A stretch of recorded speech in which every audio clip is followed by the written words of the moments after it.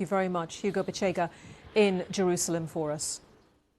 And we're joined now by security analyst Dr. Efrat Sopher, who specialises in Iranian-Israeli relations. She's also the chair of the Board of Advisors at the Ezri Centre for Iran and Gulf States Research.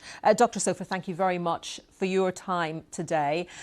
One other guest I spoke to a few minutes ago said that in his assessment, we were looking at a situation which was on the upward slope of further instability. It was a time for wise heads and very careful moves.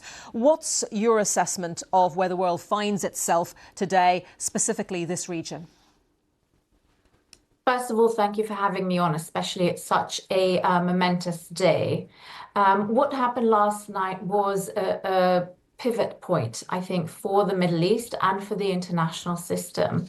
Your guest was indeed right that there is instability at the moment, but we need to compare that with the instability that Iran, the Iranian regime, has been causing within not only the region, but by through the international system. For example, through its proxies, through its IRGC network.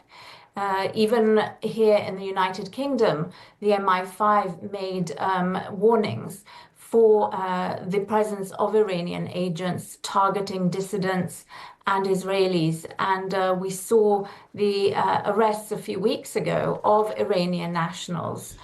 So the instability that the Iranian regime has been causing indirectly and directly with firing twice barrages of hundreds of missiles against Israel is something that was not sustainable, I think, for the system, not for Israel, not for Western countries, and also not for Gulf states who are also watching this closely.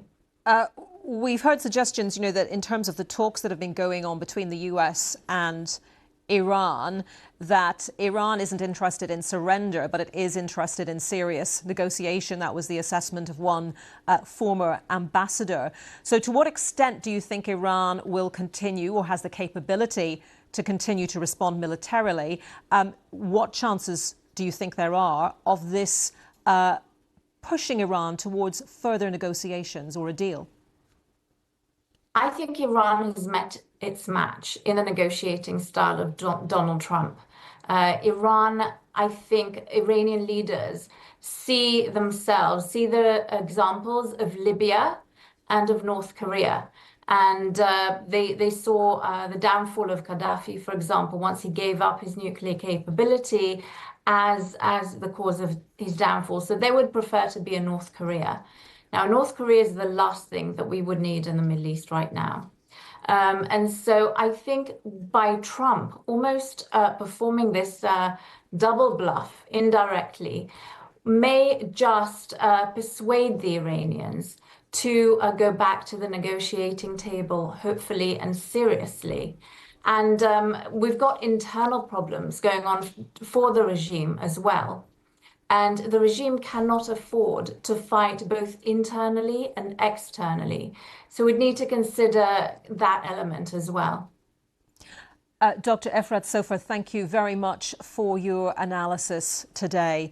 Let me just remind you that on the BBC Live page, on the BBC News website and app, you will get lots of more details and analysis on this story, as well as all the other main news of the day. There is the live page on the Iran story, those strikes by Israel, focusing on major nuclear and military sites across Iran. Also, the Iranian media reporting hitting a number of residential areas.